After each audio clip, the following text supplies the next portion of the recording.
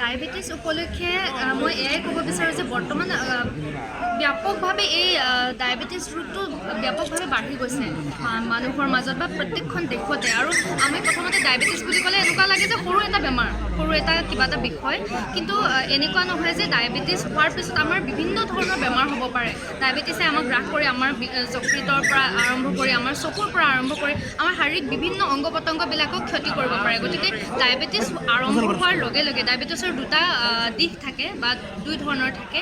গতিকে যেতিয়া চিমটমছবিলাকে দেখা দিয়ে, আপোনালোকে আজিকালি বিভিন্ন মাধ্যমৰ জৰিয়তে হওক, ছ'চিয়েল মাধ্যমৰ জৰিয়তে হওক বা আপোনালোকে গুগল বা বিভিন্ন যিবিলাক নেটৱৰ্কিং ছাইট আছে এইবিলাকত চালেও গম পাব যে ডায়েবেটিছক লৈ কিমান ধৰণৰ সজাগতাৰ সৃষ্টি হৈছে। আৰু এইটো আমাৰ উত্তৰ পূৰ্বাঞ্চল তথা আমাৰ ৰাজ্যখনতো ইয়াৰ প্ৰতি প্ৰত্যেকজন নাগৰিক সচেতন হোৱাটো আৱশ্যক। আৰু মই এইটো আশা কৰোঁ যে ডায়েবেটিছ এটা ৰোগেই নহয়, ই এজন মানুহক পংগু কৰি পেলোৱাৰ এটা কাৰক। গতিকে ইয়াক আমি এটা সৰু বিষয় হিচাপে নলৈ বা সাধাৰণ এটা আমাৰ শৰীৰক গ্ৰাস কৰিব পৰা সাধাৰণ এটা ডিজিজ হিচাপে নলৈ ইয়াক এক গুৰুত্বপূৰ্ণ হিচাপে ল'ব লাগে। আৰু আৰম্ভণিৰ পৰাই ইয়াৰ উপচাৰৰ কাৰণে আমি বিভিন্ন পদক্ষেপ হাতত ল'ব লাগে। আৰু ইয়াক লৈ পেলাই আজি কলগছিয়াবাসীয়ে যি ৰাণ কলগছিয়াৰ আয়োজন কৰিছে, যে আমি শাৰীৰিক যিখিনি আমাৰ শাৰীৰিক এক্সাৰচাইজ বা দৈনন্দিন আমাৰ কৰ্মৰাজি, দৈনন্দিন কাৰ্যসূচী, দৈনন্দিন কৰ্মকমনিকাৰ মাজতে ইমান ব্যস্ততা ভৰা জীৱন আজিকালি,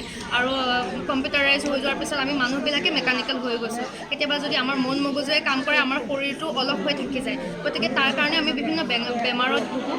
আৰু মই এয়াই মেছেজ দিব বিচাৰোঁ যে যিয়ে নহওক, বেমাৰ সদায় বেমাৰেই, উপসৰ্গ সদায় উপসৰ্গ, কেৱল ডায়েবেটিছ বুলিয়ে নহয়, প্ৰত্যেকটো দিশতে আপোনালোক সজাগ সচেতন হওক। আৰু স্বাস্থ্যৰ প্ৰতি সজাগ সচেতন হ'লেহে আমাৰ মন মগজু সজাগ সচেতন হৈ থাকিব। আৰু সজাগ সচেতন হোৱা ভাল মন মগজুৰেহে এখন সুস্থ সমাজ গঢ়াত সহায় কৰিব। আৰু মই এয়াই বিচাৰোঁ যে প্ৰত্যেক দিশতে আপোনালোকে সজাগ সচেতন হ'বলৈ নিজৰ স্বাস্থ্যৰ প্ৰতি যত্নৱান হোৱাটো দৰকাৰী।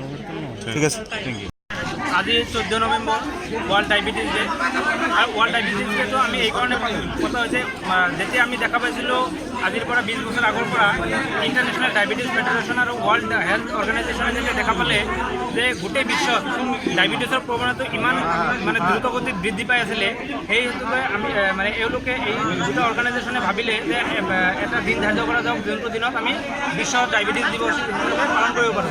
আৰু সেই মৰ্মে 14 নৱেম্বৰটো ডিচাইড কৰিলে। 14 নৱেম্বৰটো এইখন ডিচাইড কৰিলে যে ছাৰ ফ্ৰেডেৰিক বেণ্টিং, যোনে ইনচুলিন প্ৰডিউচ কৰিছিলে, সেই ইনচুলিন প্ৰডিউচ কৰা ব্যক্তিজনৰ নামত তেওঁৰ জন্মদিনত আমি এই 14 নৱেম্বৰটো ডিচাইড কৰা হ'ল। আৰু সেই দিন হিচাপে আমি ৱৰ্ল্ড ডায়েবেটিছ ডে পালন কৰোঁ। এটা ভাল পদক্ষেপ ৰাহত ডায়েবেটিক ক্লিনিকৰ পৰা যিটো পদক্ষেপ লৈছে। বৰ্তমান যিটো আমাৰ অসমৰ বা ভাৰতবৰ্ষৰ যিটো সমস্যা ডায়েবেটিছৰ, মানুহ এলেহুৱা হোৱাৰ কাৰণেই এনেকুৱা বেমাৰবিলাক আমাৰ ভাৰতত ঘটি আছে। যাৰ কাৰণে স্বাস্থ্য ৰক্ষাৰ কাৰণে এই পদক্ষেপটো মই ভূয়সী প্ৰশংসা কৰিছোঁ আৰু ৰাইজক আদৰি লৈছোঁ। মোৰ নৱখন মোৰ সমানে সৰুৰ পৰা ডিমাঞ্চত যাম, মোৰ দুৰ্ভাগ্য ডিমাঞ্চত চাকৰি হোৱা নাই। এতিয়া মই ৰাণৰ মাৰাথন কাৰণে প্ৰেক্টিছ কৰি আছোঁ, মানুহৰ খেলি আছোঁ, ইণ্টাৰভিউ দিম বুলি ভাবি আছোঁ। এই মোৰ মানে মনত